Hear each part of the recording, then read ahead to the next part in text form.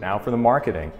A lot of folks, they will go ahead and pay Zillow, or they'll put it on Craigslist, Facebook, you know, pick your website and they'll throw it down there and think, okay, well, that's all the marketing I need to do.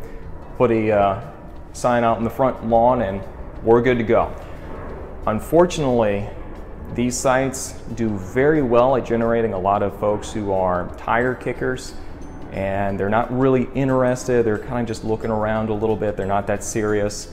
So it's going to waste a lot of your time dealing with them, and that's going to generate a lot of realtors, unfortunately. So your phone's probably going to be blown up from realtors, and you know, occasionally you'll get some tire kickers that go through there. Now let's say, okay, well, I want to pay the fee. I'll just put it up there on the MLS, whatever. Now I'll go ahead and, you know, I'm advertising. I'm more than willing to pay for the commission for a buyer's agent to bring someone in and work with them then. So all my troubles are over at this point, right? Not really. And here's why. If I am representing buyers, I have to have their best interest at heart. And when I'm looking on the MLS, I'm trying to find something that's going to fit their criteria. If I see something for sale by owner, I am probably going to put that at the bottom of our list, even if they are offering the full commission for a buyer's agent. It's not because I have anything against them in any way, shape, or form.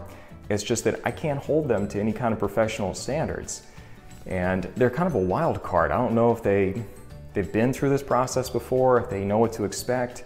It can just put my clients in a really bad position. So for that reason, I'm going to really steer clear of working with for sale by owner. If it's one of our last options, then, you know, I'm going to try to make it work, but I just really don't know what to expect with them. It's a wild card. You know, it's just not a good idea.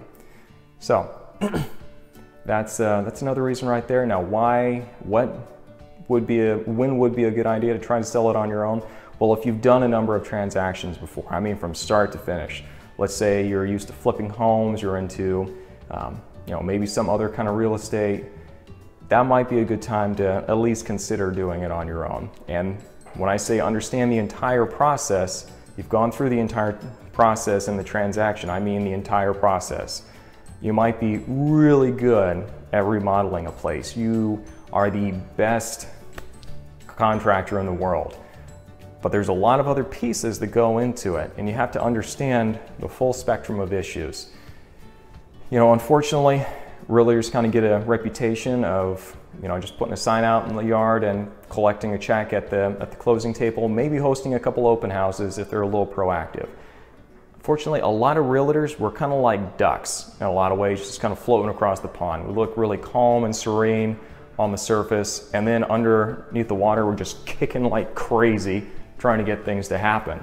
So that's usually what you're going to see with a lot of realtors. So a lot of folks will look at that and say, you know, why do I need to pay a commission to that? So it's an understandable thing, but you know, unfortunately, a lot of people aren't going to appreciate the complexities and all the things that can get off track with buying or selling a home until they've actually tried to do it themselves without anyone stepping in to help them. So with that being the case, that's just food for thought. If you have any questions or concerns, or if you're looking at selling your home on your own, you know, definitely reach out to me. I'd be happy to help. And you know, it may or may not be a good idea for you.